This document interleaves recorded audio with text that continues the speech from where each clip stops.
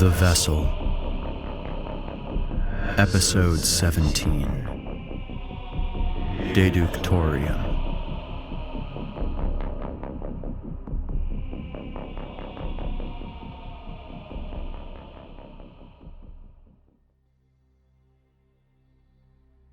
A day hadn't helped the rumor mill any. After the fourth or fifth suspicious look from a fellow passenger, DeSanto decided to take Hannigan's advice and go see Dr. Dubicki. Dubicki watched him from across her desk, waiting for him to begin talking first. It was an old trick. Shrinks were like martial artists in a way. Whoever made the first move put themselves at a disadvantage. He didn't want to say anything that would make him appear anything less than sane. "Do you think I'm crazy?" he finally asked. The psych doctor smiled, pleased with her win. "I would never use that word," she replied. "That's not a no." Something was different. What was it? "Why don't you tell me what's bothering you, Erik?" He squirmed in his seat.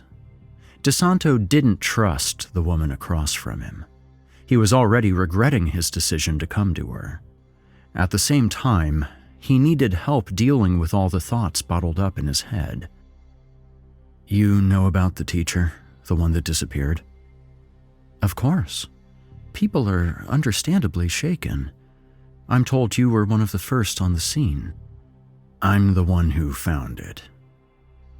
"Was it her desk that was different?" She clucked her tongue. "That must have been difficult for you." "Finding it wasn't the worst part. It was that I dreamt about it." "The color of the walls?" Dubicki made a note on her screen. "We often process traumatic events in our dreams." DeSanto sat forward, his elbows on his knees. "Before it happened," he added, and she looked up from her notes. "I see. What do you think that means?" "What it means? I'm really hoping it doesn't mean I did something terrible. Ripping out a man's arm doesn't seem like the sort of thing you would forget." "You know me. I'm good at forgetting." He paused, looking off into nothing. "I don't know. My mind, I still don't trust it. That's probably a bad thing to tell a psych doctor, but if I was in any way responsible for this..." His voice cut out as he remembered the screaming from his dream. He'd looked up Baptiste in the ship's computer, of course. The face in his dream was blurry and incomplete, but he still recognized it. Knew his eyes as the home of that terrified look he couldn't shake from his memory. "What are the odds of having that dream the night before he..." "Probably higher than you think," she offered. He looked back at her. "There are only around 200 faces walking around the Ark right now, and at the moment they're the only faces you know. That's not exactly a large pool for your mind to draw from." "But it was so specific, so visceral. I felt the blood on my hands, the warmth, the stickiness between my fingers. I tasted it." "It sounds like a very vivid dream, but you have to look at this logically. If you'd had Baptiste's blood on you, don't you think you would have been seen leaving the scene covered in it? Wouldn't there be handprints, footprints, a whole pile of evidence leading from the storage dock to your doorstep? And what about your quarters? Was it a different painting?" "What about them?" "That much evidence would be difficult to make disappear under the best of circumstances, let alone in the kind of fugue state you're describing. So, how were they?" "Clean," DeSanto replied. "Then your conscience should be as well." It was her turn to lean forward. "You're going through a confusing time, Erik, and now you've been confronted with some very traumatizing imagery. Just because your mind is struggling to deal with it doesn't make you responsible.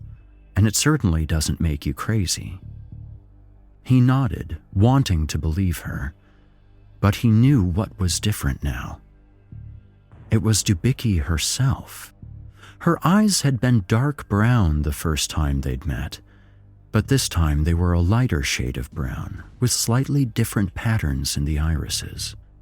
To most people, the difference would be indistinguishable, but to DeSanto, who studied everyone he met, judging if he could trust them, it was as if she had someone else's eyes entirely. "I guess I'm having a hard time letting go of the guilt," he said. She smiled, showing her teeth. "If you like, I can schedule you an appointment with an all-cleric." "No thanks. I can burn in hell just fine on my own."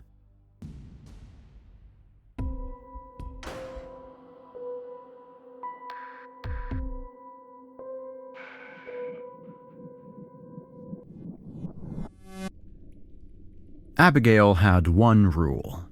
It was a good rule because it had brought her this far in life, further than some of her friends.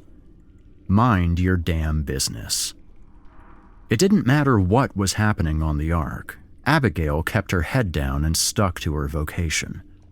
Water processing wasn't glamorous or fun, and she certainly wasn't winning any awards by doing it, but she didn't hate what she did. It was honest work with visible results. People needed her, yet she didn't have to look them in their faces and be nice to them to do it.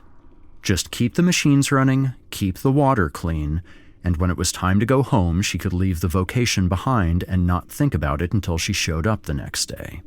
Speaking of which, it was 1900 hours, standard Ark time.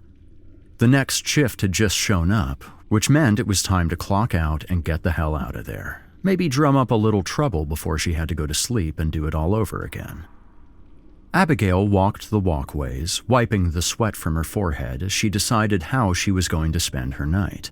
She liked to pretend she had so many options. On her way out, she saw Sayam and a few of the other recyclers sneaking down one of the side tunnels, a handful of fellow orange suits going off on one of their little secret excursions. A more curious person might be interested to know where they were always going off to, maybe even invite herself along, but not Abigail. And why? Because she minded her damn business. The other recyclers bored her anyway. If she had to guess, they were going off to play something a little more risky than Bohap. Maybe bet on fighting cockroaches or some shit. Who knew? She clocked out and left without looking back. Back in her quarters, after a shower and a change of clothes, she decided to hit the bottle. People said that for quite a few years after launch, the Ark had been a dry ship. Those were the days when the high of jettisoning into space was enough to keep people excited and focused. But as the years wore on, boredom set in. Passengers began brewing their own beer and concocting spirits from potatoes and such. After some time, a speakeasy opened up, a hidden back room at the furthest edges of Deck 2. It went by the name of the Floating Bottle, and it was an instant, if secret, hit. There was a bit of back and forth from the all-clerics and ship's captain once the truth of it came to light, but eventually the speakeasy was allowed to open as a legitimate establishment, permitting a few rules, of course. 20 years of age was the decided-on minimum age, though the fuzzy nature of age on board the Ark made it complicated to enforce. More of an honor system. Patrons were expected to control themselves. No lewd behavior or excessive sexuality. Though, according to the rumors, after 3 a.m., the stripper holograms were activated and the floating bottle became a very different place. But those were just whispers. Abigail strolled into the floating bottle and was surprised to find the bar was packed. Nearly every conversation she overheard, people were buzzing about the teacher who'd gotten hurt. Not that Abigail didn't care, but she was on a mission, and that mission was to drink just enough that she didn't have to worry about what was happening on the Ark, but just shy of alcohol poisoning setting in. It was a delicate balance. She signaled to the bartender as she cozied up to the bar. 2 snipers, she said over the noise. At this point, you can just say the usual. Travis's deft hands were already pouring the 2 shots. She couldn't remember what his day vocation was. Something in computing? And admit I have a problem? No, thank you. Travis snorted and slid her the small glasses. She placed her thumb on the screen and paid the man his trade credits plus tip. All the regulars were in attendance, except for the guy who was usually face down in the corner table by now. Now that she thought about it, he might have had the same last name as the teacher everyone was discussing. There were a bunch of new faces as well, folks who wanted to meet in public and talk about the only thing apparently worth talking about. As her eyes passed over the scene, they stopped on a familiar face. Gunnar Larson, that generous stack of yellow-suited smartass. To no one's surprise, he was currently hitting on a woman. She was pretty and wearing the same color uniform as he was. If she knew him the way she thought she did, Gunnar was following up on some groundwork he'd laid down earlier in the workday. That was how he operated. First, he set them up. Then he walked away, and later, just when the woman thought she was in the clear, he moved back in and sealed the deal. Yet, no matter how many times he'd hit Abigail with steps 1 and 2, he never came back in for 3. There was a time you punched a guy and he knew what it meant, she said to herself. Then she raised a customary glass to the bottle mounted over the bar, the message inside no one but the floating bottle's founder had read, and threw it back. A woman sat down in the vacant stool next to her. Abigail was about to make a comment about the seat being reserved when she saw who it was. Well, if it isn't my favorite farmer, she said. Imani settled into the seat. So, are you going to go over to him? Who? Oh, please. You're eye-fucking him so hard I think he's already pregnant. Abigail laughed, nearly spilling her second shot.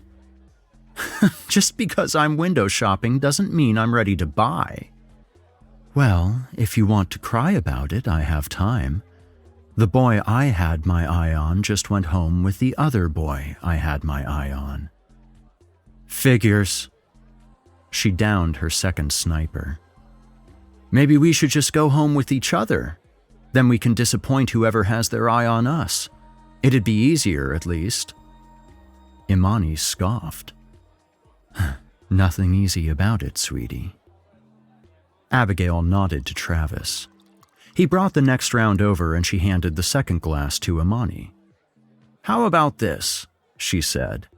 Let's get really, really drunk and see where the night goes. One way or the other, we'll end up with what we deserve. Imani raised her glass. As solid a plan as any I've heard, she said, and they touched glasses.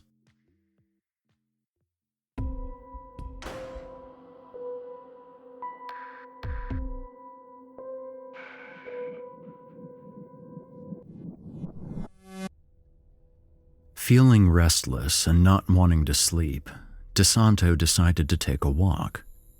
He wanted to go someplace on the Ark he hadn't visited yet, or rather didn't remember visiting. Letting his feet do the thinking, he walked for some time, somehow ending up on Deck 7 in the computer labs. DeSanto stood in a sea of glowing blue screens, the blinking of servers in the walls like cat eyes peering at him from the bushes. He walked among the row of machines, imagining the clicking and swiping and typing of coders that took place there during the day, their blurry fingers speaking their own ancient language. Gunnar had invited him out for drinks tonight, but he hadn't been in the mood to be around people. Of course, Gunnar had pushed the issue, telling him he was being a fitnilla and whatever else he thought would work, but DeSanto insisted that he go on without him. And Gunnar, this man he'd for all purposes just met, actually seemed disappointed. Gunnar was a good man. DeSanto knew little else about the Ark and about life on it, but he knew that. Trust still didn't come easily for him, though. A short time later, he left the computer labs behind and headed toward the schooling area. He found his way to the art department, where rooms were filled with easels and screens and all manner of supplies. There were rooms with cameras and sets and lights and costumes, a theater for putting on performances and recording them, pencils and paints. Artwork hung everywhere, in various states of completion. Most of it was typical of students, still life drawings of fruit and seashells, nude studies, either marred or enhanced by misjudged anatomy, and enough color charts to choke Da Vinci. But some of them, just a few, were a bit darker, their subject matter of a more haunted nature. They seemed to hint at things beyond the skill of whomever had rendered them, yet they weren't all rendered by the same hand. It was more an underlying pattern among the work of the students, a theme running beneath their collective skin.